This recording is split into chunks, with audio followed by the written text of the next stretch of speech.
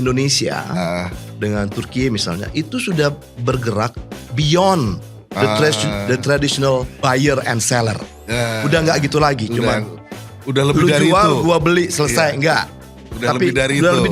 jauh lebih dari itu. Ada banyak peluang yang kita bisa terobos, Iya. yang kita bisa lakukan, tergantung bagaimana kita mengelola rumah kita, kesiapan. Justru ini tantangan selebihnya buat kita nih. Sejauh mana memang kita cukup siap di dalam melakukan kerjasama ini. Karena yang namanya kerjasama yang relatif lebih fair, itu harusnya posisinya kurang lebih sama kan. Persoalan di kita adalah justru sejauh mana kita bisa menyelesaikan PR-PR kita di rumah. Seberapa siap kita? Seberapa siap kita. Nah, kita menuntut transfer of technology, tapi kita sendiri misalnya sibuk di dalam menyiapkan SDM-nya.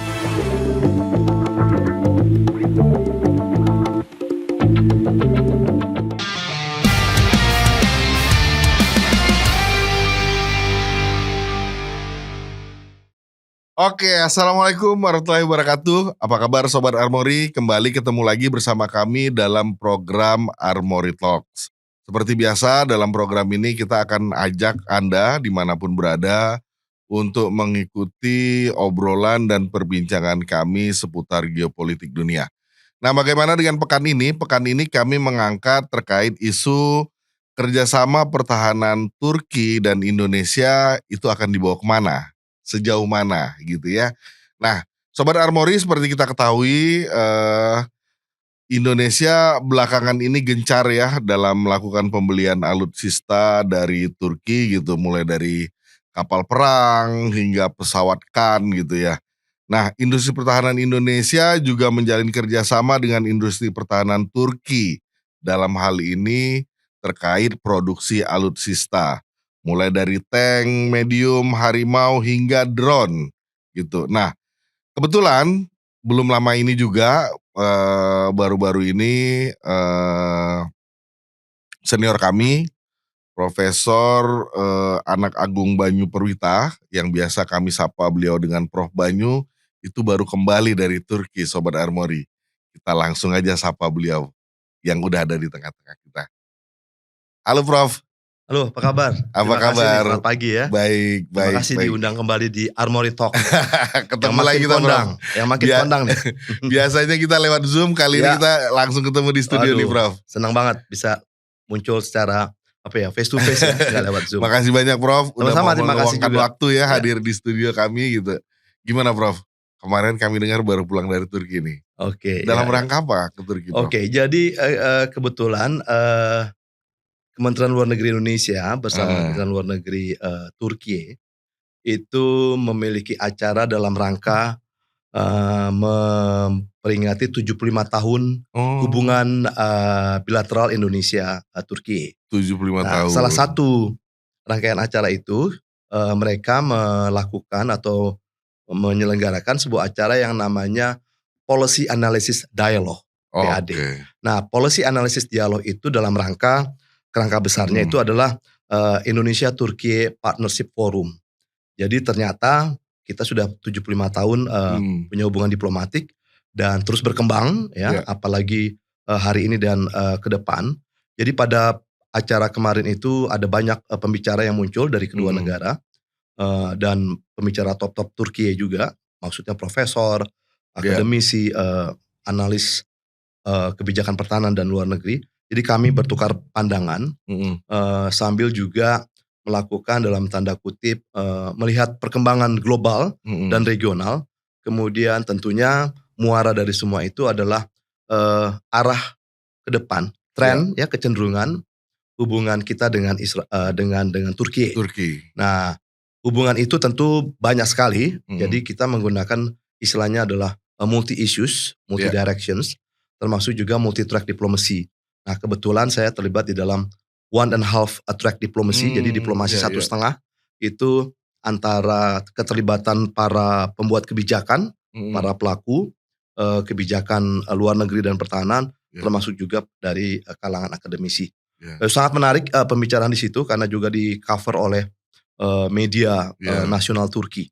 Kami dengar sempat meninjau ini juga Prof, alutsista Turki? Ya, meninjau sih enggak, tapi kita berbicara cukup Oke, intens mengenai hal heeh, itu, terutama kerjasama pertahanan Indonesia Turki ke depan ya. iya, Karena sebagaimana tadi dikatakan bahwa kita kan membeli pesawat tempur Khan kan, dan heeh, juga kapal perang kapal perang, Istif, kelas iya, Istif ya. heeh, Nah, dan masih banyak apa mhm, namanya apa namanya industri atau iya, produk dari industri pertahanan Turki yang heeh, kita akan kerjasamakan. iya iya iya. Mhm, Nah, Prof Banyu bagaimana melihat, secara kapasitas maupun teknologi industri pertahanan Turki? mhm, Apakah udah bisa disejajarkan dengan barat gitu ya? mhm. Atau, apa namanya, apakah ini udah bisa men-support kita dalam membangun kemandirian pertahanan kita, Ya, gimana Prof? menarik sekali ya Turki Iya, ya, karena kan Turki merupakan meskipun dia adalah anggota NATO ya, mhm, namun belum menjadi anggota EU. Jadi kalau kita lihat keanggotaan Turki mhm, ya di NATO, tentu ini memiliki makna yang besar iya karena paling tidak tingkat pengalaman mereka, iya tingkat eee, kemampuan mereka di dalam mengembangkan teknologi militer itu memang harus kita akui sudah jauh dibandingkan kita. iya, Tapi dalam konteks ini maka mungkin nanti akan muncul apa yang disebut sebagai complementarity cooperation. Jadi mmm, kerjasama yang saling melengkapi iya antara Indonesia dengan Turki. Karena latar belakangnya cukup banyak ya. Pertama tentu Turki kan bagian dari negara yang ada di Eropa dan iya iya Asia. Ini kan iya, menarik ya. heeh, Tapi kita ada di di Asia Asia, Tenggara, Indo-Pasifik. Dan ini menjadi suatu hal yang menarik karena kita bisa memperhitungkan kemungkinan untuk katakanlah balancing the mhm, power ya, iya khususnya negara-negara di kawasan. Dan kemampuan Turki menghasilkan produk drone itu sudah sangat terkenal sekali iya, sehingga Turki membutuhkan Indonesia sebagai katakanlah pintu utama di Asia Tenggara, tapi mhm, juga Indonesia membutuhkan Turki ketika bicara mengenai teknologi persenjataan yang relatif saya pikir karena sudah menjadi anggota iya, NATO, relatif sudah sangat bagus ya. mhm, Bahwa kemudian ada kesamaan visi itu yang paling penting ya, karena mhm, ini menjadi semacam jembatan ya iya, antara Asia Tenggara dengan kawasan Eropa Eropa, Atlantik. iya, Atlantiknya jangan kita lupakan sehingga kemudian kita memiliki kesamaan pandangan dalam beberapa hal, strategic outlooks, heeh, misalnya tentang isu Palestina, mhm, tentang isu Rusia Ukraine, iya termasuk juga untuk mengembangkan yang ini yang saya pikir sangat penting sekali kita kembangkan, mengembangkan strategic otonomi. Jadi mhm, otonomi kita itu akan semakin lebih besar iya, ketika kita akan bekerja sama dengan negara yang saya pikir jauh lebih relatif lebih kecil mhm, tekanan-tekanan politiknya, ketimbang ketika kita bekerja sama dengan negara-negara besar. iya, Jadi, aspek fleksibilitas mhm, itu sangat penting sekali ketika kita akan bekerja sama dengan negara seperti Turki ini. iya Ya jadi, saya pikir akan ada banyak hal karena kita punya sumber daya iya alam ya, kemudian dalam konteks tertentu kita punya PT DI, iya, Dirgantara, PT PAL, PT LAN dan Pindad, sebagainya iya, ya. Kemudian mereka juga memiliki hal yang sama. mhm, Sehingga itu tadi yang saya katakan complementarity antar dua negara untuk saling mhm, melengkapi itu peluangnya sangat iya. besar sekali.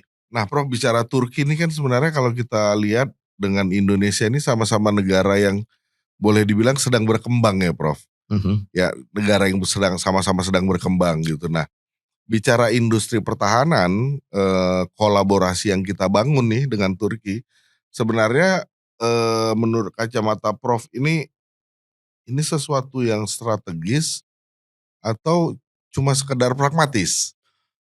Bisa keduanya, tapi saya lebih melihatnya pada arah strategis ya. Oke, Karena kita melihat perkembangan di Global South ya. mhm, Kita sama-sama negara yang mencari apa namanya, tingkat otonomi yang lebih besar, tingkat kemandirian yang lebih besar, mhm, dan kalau kita mau mandiri tentu kita harus melakukan kerjasama. iya Pengalaman kita selama ini kan kerjasama dengan negara-negara besar itu kita agak terganggu dengan transfer of technology dan iya, joint production ya.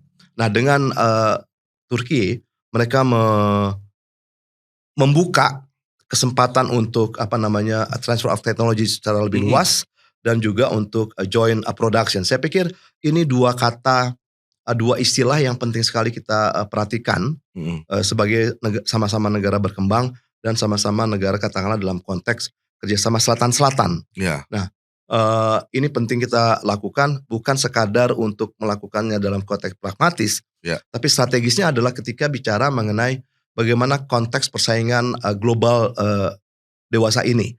Jadi ketika misalnya katakanlah kita bekerja sama dengan negara-negara yang relatif tidak terkait dengan global power competition, itu kemudahannya jauh lebih banyak, baik dari sisi politiknya, dari sisi strategisnya, pertahanan atau luar negerinya, karena kebetulan kita sama-sama visi kita relatif sama, mirip, dan kemudian juga dari sisi ekonomi. Nah, dari sisi ekonomi yang sebetulnya kita harus cermati dengan lebih seksama, karena relatif kekuatannya itu kan bargaining powernya juga relatif kurang lebih mirip lah. Ya.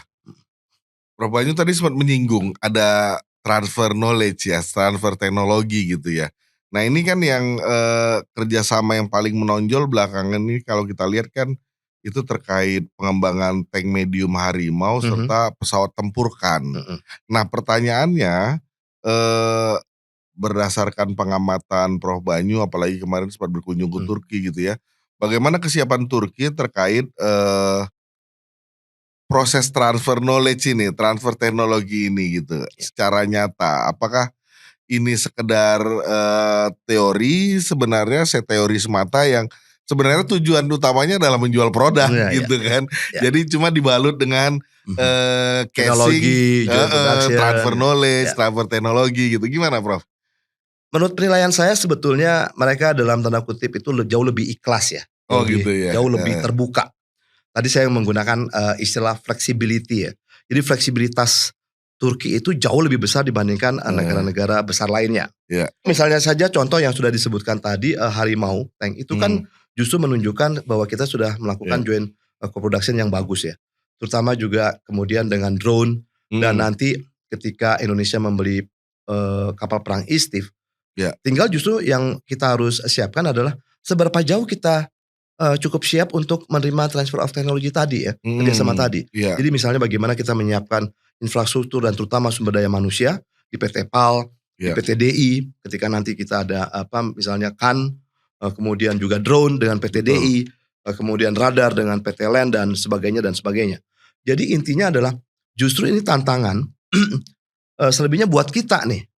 Sejauh mana memang kita cukup siap di dalam melakukan kerjasama ini, karena menurut saya kalau yang namanya kerjasama yang relatif lebih fair itu harusnya posisinya kurang lebih sama kan. Tidak boleh ada yang di atas. Nah dibandingkan yang lainnya. Nah kerjasama dengan Indonesia dengan Turki ini sebetulnya justru menunjukkan bahwa kita memiliki keseimbangan. Ya sejauh mana kita siap, mungkin barangkali kita jauh harus mempersiapkan sumber daya kita. Jadi tenaga-tenaga kerja kita yang generasi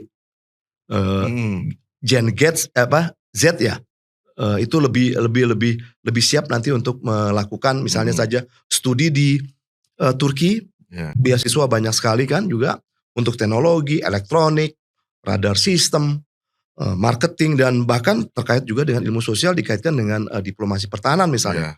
Jadi peluang itu besar sekali. Nah, jadi sekarang adalah persoalan di kita adalah justru sejauh mana kita bisa menyelesaikan PR-PR kita di rumah. Seberapa siap kita? Nah, kalau kita bicara jangka panjang, justru kita harus menyiapkan dari sekarang. Supaya nanti ketika mulai itu terjadi, kita nggak tergagap-gagap. Selama ini kan boleh dibilang kita agak gagap ya. Karena kita menuntut transfer of technology, tapi kita sendiri misalnya sibuk di dalam menyiapkan SDM-nya. Nah itu yang paling penting sebetulnya sih. Artinya kalau kembali ke pertanyaan tadi, saya cuma pengen mengklarifikasi aja. Menurut kacamata Prof Banyu dengan pandangan langsung kemarin di Turki, transfer knowledge, transfer teknologi itu emang nyata ya, bukan sekadar casing dalam rangka menjual produk saja. Jadi kita Indonesia dengan Turki misalnya itu sudah bergerak beyond the traditional misalnya beyond traditional buyer and seller. Udah nggak gitu lagi, udah lebih lu dari jual, itu. gua beli, selesai. Enggak. Udah Tapi lebih dari udah itu. jauh lebih dari itu. Nah, sekali lagi, makanya tadi yang saya katakan, seberapa jauh kita bisa siap. Gitu. Makanya ini yang harus diakselerasi. Bagaimana kesiapan Indonesianya nih sekarang ya. Oke, Prof, ini kita ke geopolitik ya. Kita sering melihat Turki itu berani ngambil posisi otonom gitu ya di antara blok besar gitu ya. Misalnya kalau kita lihat dia nggak sepenuhnya pro Barat gitu ya. Posisi berdirinya Turki ini seringkali berseberangan bahkan kadang dengan ini yang lain gitu. Nah pertanyaannya, apakah kira-kira pola kemandirian strategis semacam itu nanti justru akan menjadi model juga bagi Indonesia? Karena tadi ada transfer knowledge, transfer teknologi gitu. Apakah pola-pola seperti itu akan terinfluence gitu ke Indonesia? Gimana, Prof? Saya pikir dalam waktu jangka pendek, jangka menengah itu memang yang harus kita lakukan ya. Apalagi kan kita punya prinsip kebijakan luar negeri kita bebas dan aktif. Sebetulnya kita jauh bisa lebih baik daripada Turki selama kita bisa mengelola persoalan di dalam negeri. Justru persoalan geopolitical balancing itu memang menjadi soal. Tapi pengalaman kita ketika tahun 2000-an kita mengalami embargo dari Amerika Serikat, Turki juga mengalami hal yang sama. Justru ketika kita merasa katakanlah terpojok karena tekanan dari negara lain, itu memaksa kita untuk bekerja di luar yang sudah ada, pakem yang sudah ada. Jadi we have to think beyond the box, gitu ya, beyond the boxes, beyond the traditional way of thinking that we have. Gitu. Nah, justru itu akan menghasilkan inovasi-inovasi, terobosan-terobosan, dan itu yang dilakukan oleh Turki. Jadi saya pikir dalam konteks ini Turki merupakan salah satu model yang cukup bagus untuk negara-negara berkembang ketika dia mengalami tekanan itu dari negara-negara besar. Betul. Ya. Justru di sini adalah ketika tadi bicara mengenai teknologi dan sebagainya, satu aspek yang saya pikir juga nggak boleh kita lupakan, itu aspek kebijakan luar negeri dan kebijakan pertahanan. Jadi dalam konteks kita ingin menuju kemandirian dalam bidang industri pertahanan, tapi juga kita harus menuju kemandirian dalam bidang kebijakan luar negeri dan kebijakan pertahanan kita. Dan kita punya modalitas itu semua. Dan saya pikir di bawah kepemimpinan Presiden Prabowo, kita sudah cukup menunjukkan banyak hal bahwa kita itu bermain secara global. Satu atau dua hal yang mungkin kita perlu ingatkan bersama-sama. Ini adalah langkah-langkah yang strategis, tapi juga kita tidak boleh melupakan bermain di konteks global dan sebagainya, tapi konteks regional dan nasional. Jadi saya pikir ketika kita bicara mengenai kebijakan luar negeri, kita bicara mengenai kebijakan pertahanan, ini kan seperti dua sisi mata uang dalam satu koin yang sama ya, two sides in one coin. Jadi ini harus selalu bergandengan. Itulah sebabnya kenapa salah satu aspek kemarin yang dibicarakan di dalam policy analysis dialogue tadi, itu penguatan diplomasi pertahanan antara Indonesia dengan Turki. Nah, diplomasi pertahanan itu kan merupakan jalan tengah ketika kita bicara mengenai kebijakan luar negeri dan kebijakan pertahanan dari dua negara. Kita sudah punya misalnya saja contoh high level council, high level consultations council. Nah ini bisa dikembangkan nanti ketika nanti kita bisa memiliki 2+2 meetings misalnya, pertemuan antara dua negara, dua menteri luar negeri dan pertahanannya terlibat, sehingga kita bisa memiliki fondasi. Bukan semata-mata saja defense industrinya, karena defense industry adalah hanya salah satu bagian dari diplomasi pertahanan, kebijakan luar negeri dan kebijakan pertahanan. Maka ini yang kita dorong. Nah kalau kita kemudian bisa memiliki kohesivitas dan koherens dalam bidang kebijakan luar negeri dan kebijakan pertahanan, yang saya pikir sudah dilakukan oleh baik di Pejambon maupun di Merdeka Barat, ini yang kita dorong, sehingga kemudian kita akan bisa semakin menunjukkan keterkaitan convergence dengan Turki. Dan ini membutuhkan, kita harus akui, bukan saja orang-orang militer, tapi juga orang-orang sipil ya, akademisi-akademisi yang memang terkait dalam bidangnya, karena kita akan menggunakan multi-track diplomasi. Jadi the first track, the second track, 1.5 track diplomasi, ini harus bisa kita mainkan semua. Nah, kalau kita bisa melakukan itu, maka kemudian mudah-mudahan bargaining position kita, bargaining power kita itu bisa semakin kuat lagi, sehingga geopolitical standing yang Indonesia miliki itu semakin kuat lagi. Iya. Nah, Prof, ini kembali ke alutsista lagi. Di tengah ketatnya nih kompetisi global industri alutsista gitu ya. Apa yang harus dilakukan Indonesia agar kerjasama ini tidak hanya sebatas proyek semata, tapi ini bisa menjadi sebuah aliansi industri, industri alutsista pertahanan yang berkelanjutan gitu, Bro. Ya. Prof. Harus kita akui, tadi saya sudah singgung juga bahwa persoalan itu kita lebih banyak di dalam. Di internal ya. Ya internal kita ya. Misalnya satu, ketika kita bicara mengenai kesesuaian kebijakan, ya, sehingga terjadi tumpang tindih kan. Nah, karena kita bicara mengenai KL yang berbeda, kementerian dan lembaga. Nah, ini yang harus kita usahakan jauh lebih bagus di masa depan. Kemudian teknologi asimetris. Teknologi asimetris itu bicara mengenai mungkin dalam konteks tertentu kita masih belum imbang dalam penyediaan sumber daya manusia yang cukup mumpuni. Oleh karena itu kita harus kembangkan ini. Kita harus dorong sumber daya manusia kita supaya lebih cepat ya. Jadi bukan semata-mata untuk mengejar mereka, tapi percepatan akselerasi supaya lebih dekat gitu loh gapnya. Nah, itu akan PR yang kedua, dan ketiga adalah persoalan ekonomi. Karena kan bicara mengenai industri pertahanan, teknologi itu membutuhkan biaya ekonomi yang cukup tinggi. Ya. Dalam arti modal ya. Sehingga dengan demikian kalau memang saya pikir Presiden Prabowo dan kabinet sudah menyiapkan katakanlah sebuah paket yang bagus untuk industri pertahanan, karena memang tujuan kita ke sana, itu akan jauh lebih mudah. Tapi sekali lagi semua yang disebut sebagai foreign policy or defense policy always start at home. Jadi bagaimana kita membenahi rumah kita dulu. Jadi saya pikir membenahi rumah kita sendiri, baru kemudian kita menyiapkan di dalam, dan kemudian bisa bergerak secara lebih sustainable. Kan kata kuncinya berkelanjutan ya. Jadi nggak sepotong-sepotong. Jadi kalau kita bicara mengenai roadmap yang sudah dimiliki oleh industri pertahanan kita, itu akan bisa tercapai kalau kita bisa konsisten dan sustainable. Kuncinya sih di konsistensi ya. Iya. Oke, Prof, ini nggak terasa udah hampir setengah jam. Saya masuk ke pertanyaan terakhir nih, mohon izin Prof. Setelah berkunjung kemarin ke Turki, melihat langsung dari lapangan gitu ya, bagaimana kondisi Turki gitu ya, termasuk industri pertahanan gitu ya.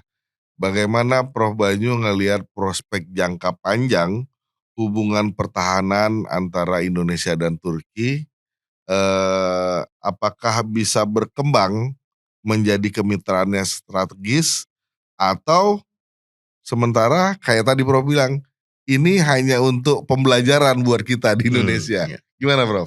Ya, saya cukup optimis ya. Bahkan saya berani menyatakan saya optimis tentang hal itu. Dalam arti bahwa kita akan memiliki kerjasama yang jauh lebih bagus, jauh lebih. Jadi kalau saya menggunakan konsepnya itu, kita menggunakan konsep widening, kita memperbesar skala kerjasama kita, tapi juga kita menggunakan kata deepening, memperdalam ya prioritas-prioritas pembangunan khususnya dalam konteks industri pertahanan kita. Nah, kalau konsep ini, dua konsep ini, widening dan deepening, bisa kita padukan dengan mereka. Tapi sekali lagi ya, seberapa cepat kita melakukan akselerasi tadi ya, kesiapan di dalam dan sebagainya. Saya yakin bahwa ini akan berjalan cukup optimis. Bahkan saya sangat optimis tentang hal itu. Jadi banyak kesamaan yang kita miliki ya antara Indonesia dengan Turki. Relatif kita punya kemiripan yang banyak, mulai dari afiliasi kultur, religion, betul, agama segala macam, dan segalanya ya, dan beberapa hal yang lain, kepentingan. Saya pikir ini adalah modal yang bisa kita dorong untuk perkembangan selanjutnya. Saya malah bahkan usul waktu itu sempat dan kalau nggak salah Kemlu juga sudah menyiapkan itu. Kita harus melembagakannya dalam pertemuan 2+2 meeting. Ya, jadi secara tahunan kita ada pertemuan baik Menteri Luar Negeri Indonesia dan Turki, Menteri Pertahanan Indonesia dan Turki, untuk terus memantau dan mengecek roadmap yang memang kita sudah siapkan bersama. Karena cuma dengan hal ini kita akan bisa jauh lebih optimis untuk katakanlah menyongsong masa depan hubungan bilateral Indonesia-Turki. Dan banyak bicara dengan para diplomat mereka, banyak bicara dengan para akademisi mereka. mereka juga sangat yakin karena satu hal yang saya pikir cukup menarik ya. Mungkin agak jauh dari konteks pertahanan atau katakanlah industri pertahanan, tapi ini merupakan sebuah modal. Jadi ada sekarang sebuah tren di Turki itu mempelajari tentang Indonesia. Oh ya?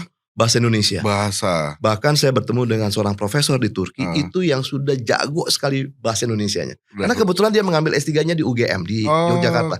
Nah ini ada jembatan kan. Iya. Jadi dan saya juga sempat menjajaki kerjasama akademik ya antara dalam hal ini saya Unhan dengan mereka.